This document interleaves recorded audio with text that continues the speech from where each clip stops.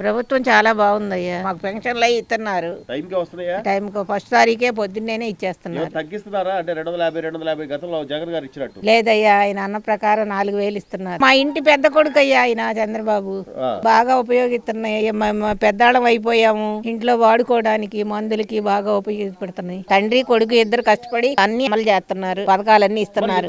జగన్మోహన్ రెడ్డి ఏమీ చేయట్లేదు, మళ్ళీ నేను వస్తా ఒక్కొక్కటి సంగతి తెలుస్తా అంటున్నాడు. ఏంటి అనేది అట్లాంటి పిచ్చి మాటలే మాట్లాడకూడదు. రప్ప రప్ప అంటాడు.